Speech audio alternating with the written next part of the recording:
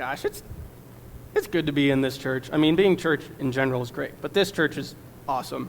Yeah, I love this church. I'm going to be kind of continuing Pastor Jeff's sermon through the book of Colossians. I'll take a little detour, but then get back to it at the end.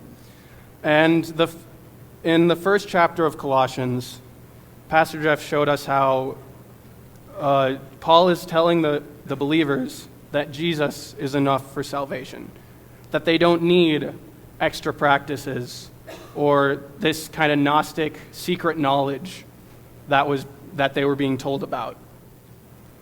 But he tells them that Jesus is enough for salvation. And then at the end of chapter 1 into the beginning of chapter 2, he exhorts the believers to pursue only God. Because if Jesus is enough for salvation, then he's also enough for us to live with. And so they don't need this Gnostic secret knowledge. They don't need the things of this world. And God gave them boundaries to pursue Christ alone so that they wouldn't go and be distracted like so many other people in the New Testament. But the New Testament church weren't the first people to struggle with pursuing God alone. There's a lot of different people in the Old Testament that struggled with this, many descendants of Abraham. But today we will focus on Solomon. Now Solomon he's a Hebrew, so he's descended from Abraham. And Abraham is the one that God gave the covenant to, the agreement, that God would be faithful to the descendants of Abraham and that they would in turn live with him and follow him so that the whole world would be blessed. Not just through the coming of Jesus the Messiah, who was a descendant of Abraham, but also in their day, in the day of the 12 tribes, which became the time of the judges, and eventually the time of the kingdom. Now, Solomon is the son of David, and David was the second king of the United Kingdom. And it's hard to know how much David actually invested in Solomon, or taught him, or brought him to the temple. The book of Samuel records a lot of family difficulties.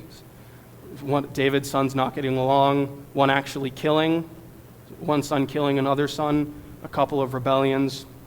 So it's hard to know how much David invested in Solomon during his reign.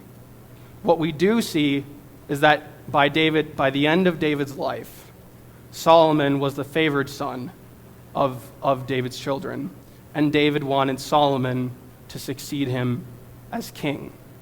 And so when David was about to die and he was handing the kingdom over to Solomon, he gave him an exhortation. And this is what Mr. Leonard read aloud for our call to worship. And I'm going to read it again just to remind us of what it says.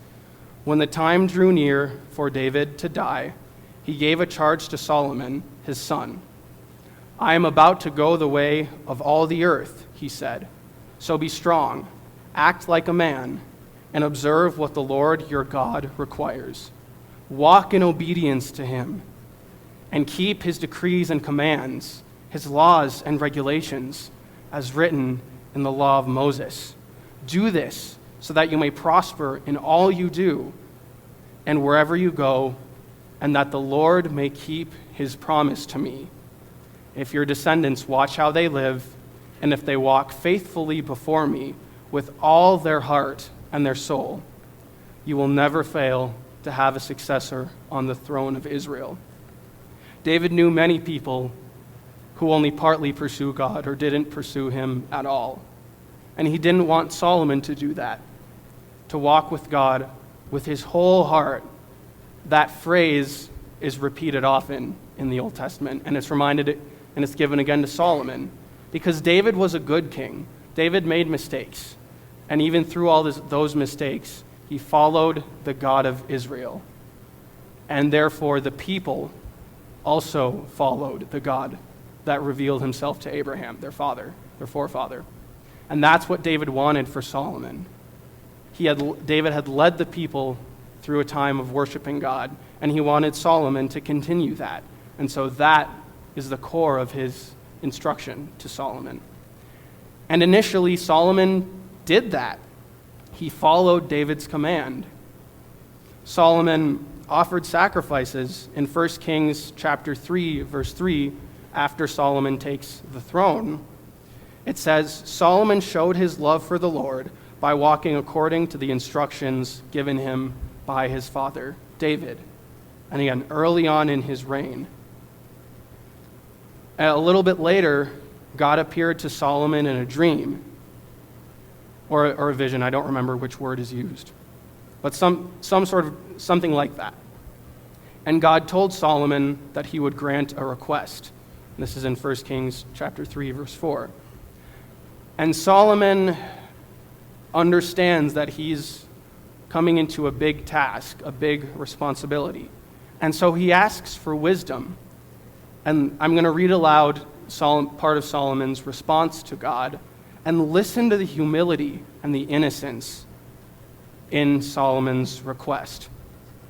1 Kings, verse 7 through 9 reads, Now, Lord my God, you have made your servant king in place of my father David. But I am only a little child and do not know how to carry out my duties. Your servant is here among the people you have chosen, a great people, too numerous to count or number. So give your servant a discerning heart to govern your people and to distinguish between right and wrong. For who is able to govern this great people of yours? And again, we hear Solomon's wisdom, his humility, that he knows he needs wisdom. And so God gives Solomon wisdom. And as a reward for not asking for wealth or power or influence, God also says to Solomon, promises Solomon wealth and power in addition to wisdom. And initially, Solomon uses his wisdom to rule the kingdom. He pursues the Lord. Solomon, in fact, becomes famous for his wisdom. And people from all around the known world would come to Jerusalem to hear Solomon speak, to hear the wisdom that God gave him. Now, it's not said in this passage if these people came to the temple, or the tabernacle, came to the place where God was being worshipped. But they at least had the opportunity to interact with people who did, to interact with people who loved and worshipped the one true God. And this is close to why God called Abraham out, why he brought his descendants to the land of Canaan in that time, close to the modern-day state of Israel, but a little bit bigger. Because that land is a crossroads of trade. You have people coming from Arabia, northern Africa, between the Tigris and Euphrates River, the eastern Mediterranean, Greece, modern-day Turkey. People from all over would come to this land to trade. And so God put the Hebrews there so that these people could come and see a nation who worshiped the one true God. And that's what these people were doing, whether or not they knew it. They were coming to see someone who worshiped God. Again, present and future fulfillment of God's purpose for the Israelites. And not only do people come to visit Solomon, he begins to build a temple. Before this time, the Israelites had used kind of a big tent. It's not really like a tent as we think of it. Still a lot of structured, but something that could be torn down and assembled. There wasn't a permanent building before this time. And Solomon is the one that God chooses to build it. And so he builds the temple in 7 years, makes it beautiful, makes it functional so that everyone could follow the purity laws of ritual washing, so that there was an altar and the place where people could worship God and offer sacrifices to him. Most of the sacrifices in the Old Testament aren't about forgiveness of sin. There are some, but most of the sacrifices actually deal with expressing thanks and love to God once your sacrifice has paid for your sin. The point of the law was to pay for sin, to cover wrongdoing, so that you may spend time with God in his temple and honor him in the way that you live. That was the point of what God gave to the Israelites, to the descendants of Abraham. And so when the temple is finished, Solomon brings the Ark of the Covenant into it. This was a special, the actual word in the Hebrew just means box, so it's more like the box of the covenant, but it contains a few special artifacts from earlier in Israelite history, and it was where God's presence was uniquely on the Ark of the Covenant, even among other physical objects that the Israelites had made. And Solomon brings this object into the temple, and by this act, he completes the temple and makes it a place where they can encounter God. And so Solomon throws a wonderful celebration. The fancy word is a covenant renewal ceremony. It basically means that Solomon brought the people together at the temple and offered a lot of sacrifices and exhorted them to follow the Lord, to follow their God, to follow the one true God. It was kind of a time of national refocus and rededication to God. Not that they weren't following him before, but a reminder to say, we have this temple, let's use it to honor our God and to spend time with him.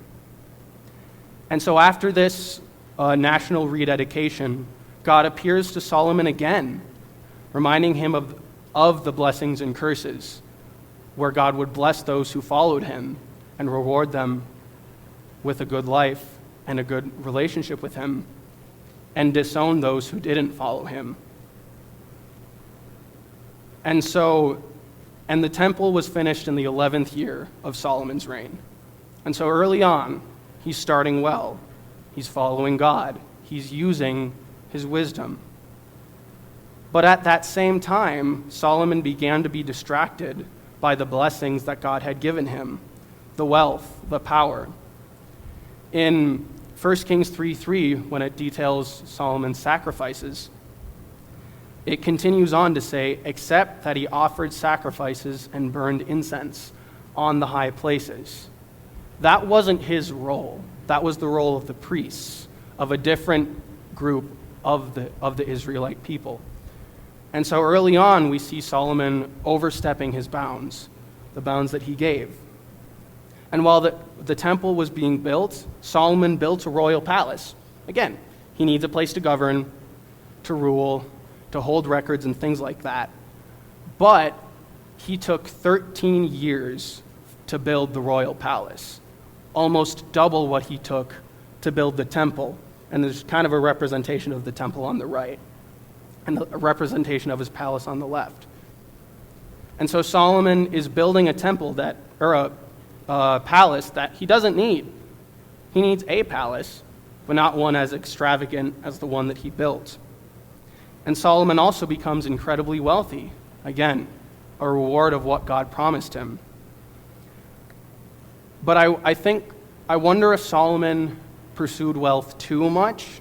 It says in 1 Kings chapter 10 that he received 25 tons of gold a year, not including the revenues from the merchants and traders and from all the Arabian kings and governors of the territories.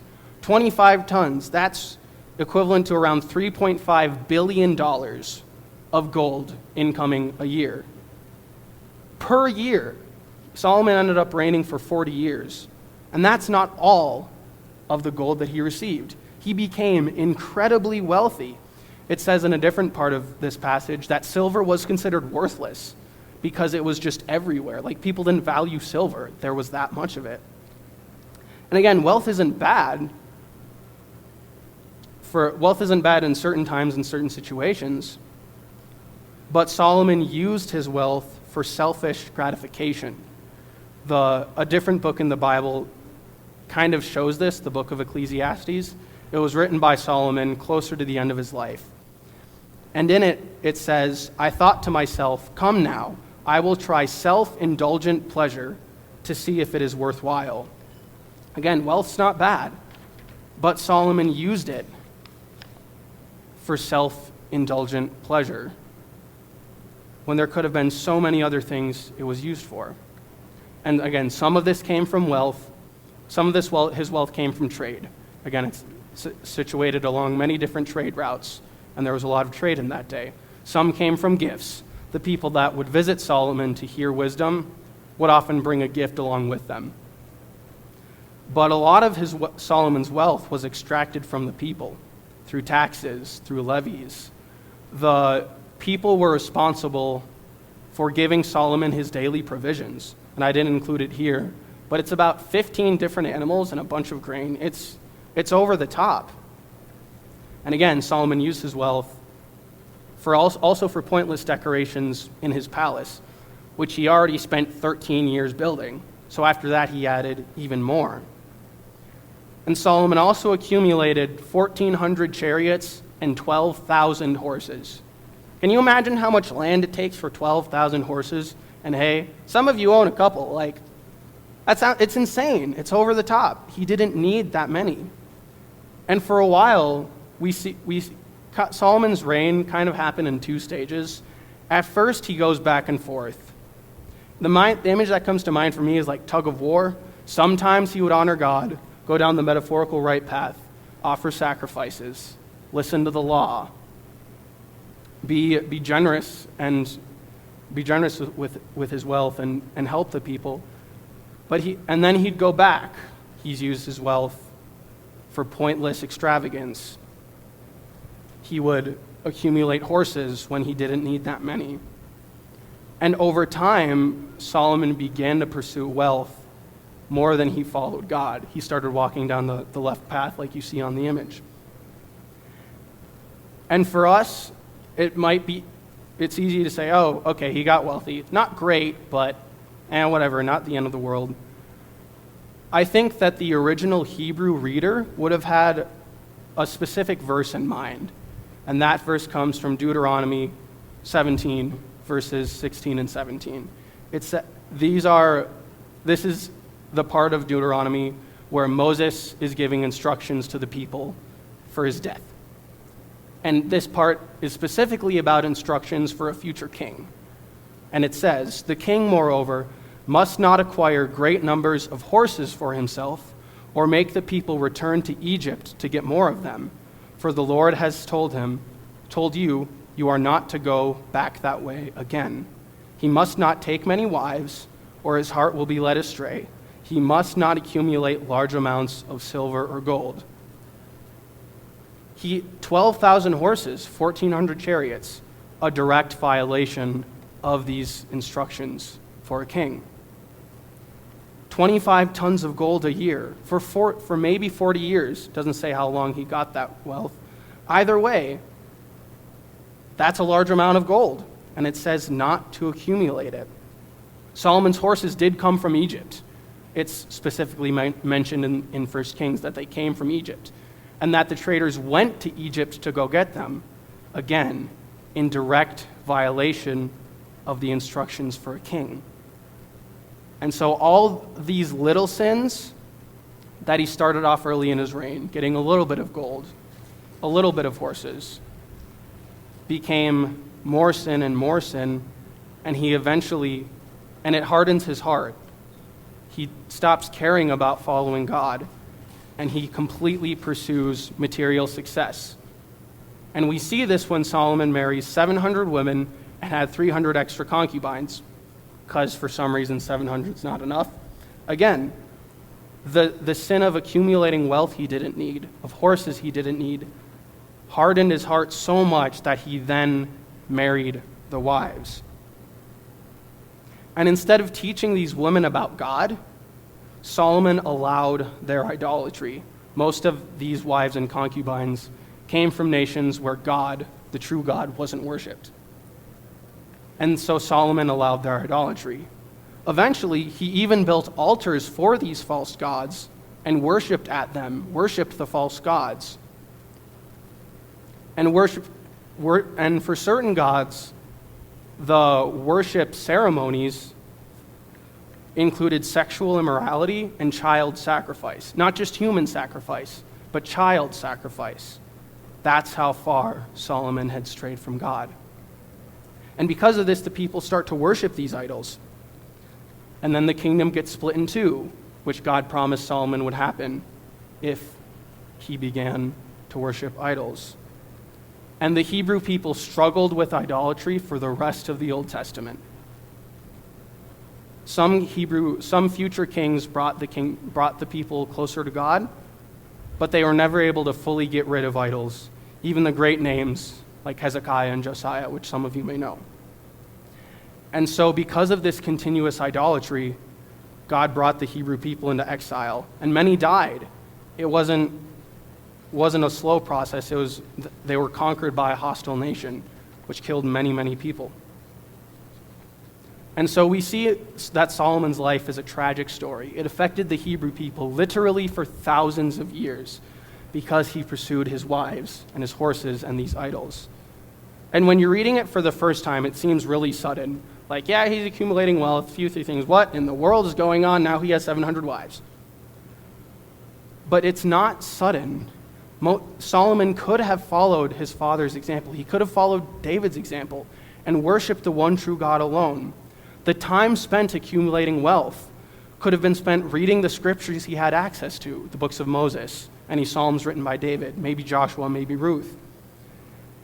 Solomon could have used his wealth to support temple worship, maybe built some roads to make travel easier, or use his flocks and donate it to the people so that they could sacrifice if they didn't have the means.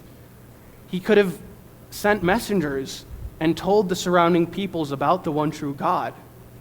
The people that came, he could have intentionally brought them to where God was being worshipped. He could have done so many good things with his reign. But instead, Solomon tried to follow God and other things at the same time. Those other things hardened his heart. And when it came time for Solomon to choose a focus in life, he chose idols. At first, there was an outward appearance of good, but the internal sin became so great that Solomon just didn't care about even outwardly appearing good. He just sinned. And I bring up Solomon and talk about him so much because Paul knows the story of Solomon as he's writing Colossians. Paul is an educated in Jewish religion and in the books of the Old Testament. And Paul doesn't want the Old Testament church to only follow God after a period of following God and other things. Paul doesn't want them to do that, to have that split pursuit even for a season. If they choose to do that, they will eventually have to choose which one to pursue and which one to give up. In the words of the famous modern playwright or songwriter and maybe prophet Bob Dylan, you're going to have to serve somebody. You're going to have to choose one, choose God, or choose these other things. And some people choose God after a season of trying to do both God and other things. Some do. But far too many people abandon God for the sake of those other things because their hearts are just so hard. That's what Solomon did. Tried God and wealth for a time, and then he just didn't care and started following wealth. And again, Paul knows the story of Solomon, whether or not he had it specifically in mind. And for Paul, the risk is too high. He doesn't want the Colossian church to even be in the situation where they are forced to choose, because the risk is too high that they will choose things other than God. He wants the believers in Colossae to engage in a singular pursuit of God so that they may experience the wholeness that God gives. And so this is where we come to in Colossians 2, verse 5. Paul has exhorted the believers to follow God alone because he doesn't want them following other things. And afterwards, he gives the believers in Colossae some instructions on how to do that. Colossians chapter 2, verses 6 through 7 say, "So then, just as you received Christ Jesus as Lord, continue to live your lives in him, rooted and built up in him, strengthened in the faith as you were taught, and overflowing with thankfulness." This is how the believers are meant to pursue God alone. He gives them some practical help. Because that would be a pretty boring letter if you just said, follow God, and then ended it there. I don't know about you, but I'd be like, how? Could you come again? Write another letter? Paul doesn't do that. He continues to give them instructions. And so the first phrase in there is rooted and built up in him, in God. And we do that by spending what time we can to focus on the Lord, prayer, Bible reading, And again, spend what time you have.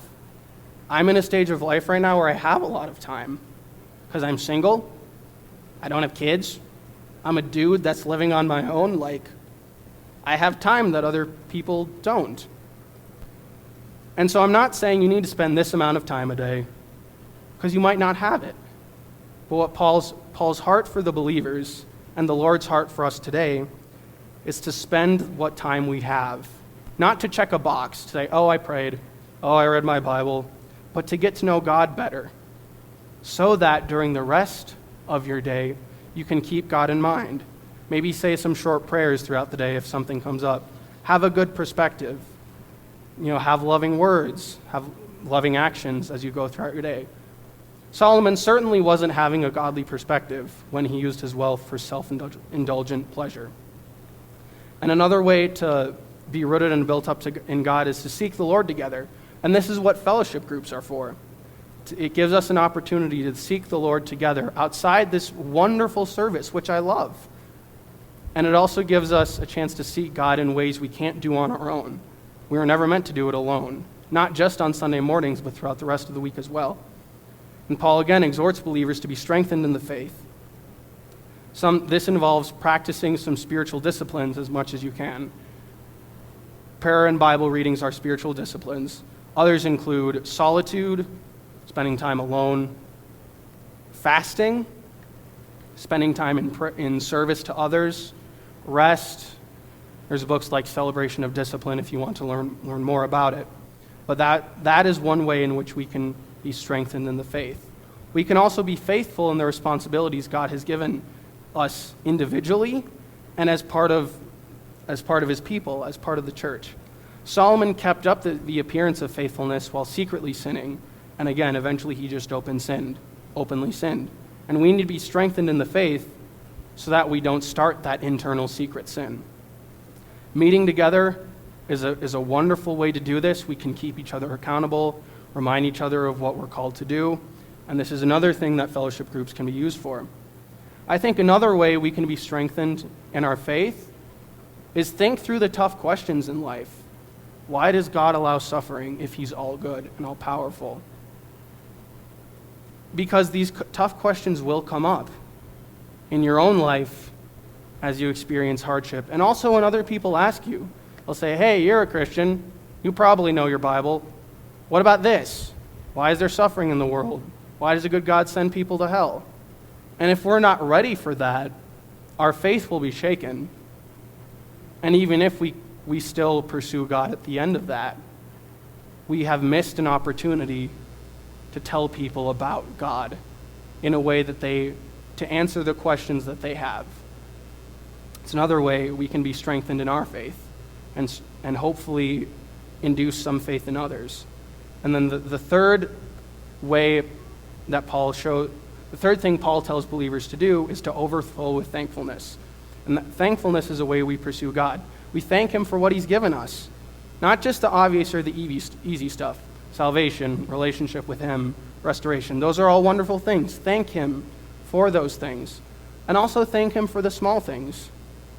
A good night's rest if you've had a hard week or a sleepless week. A good meal. Good time with friends and family. Be faithful in the little things. That's what God calls us to in the New Testament. And we can also overflow with thankfulness by spending time with other believers. And this is also what fellowship groups can be used for. We celebrate the things we're thankful for with other believers. It makes it more special. We support one another through the hard times when we just don't have the energy to give thanks on our own. And we can remind one another to be thankful in days when we're forgetting about it, or if there's a season where life is going well, but we haven't necessarily paused. And so this is how Paul ends. This is what Paul says in the book of Colossians. Not to live as Solomon did, to have a singular pursuit of God by being strengthened in the faith, being rooted in him, and overflowing with thankfulness. Today we're going to be having communion.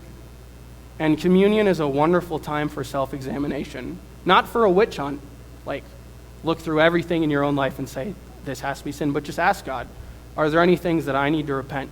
Are there things that I'm pursuing trying to pursue along with you are the things I'm pursuing apart from you. It's a wonderful time of self-examination to focus our pursuit back on God alone, the way that he always intended it, both in the Old Testament and in the New and in our day today.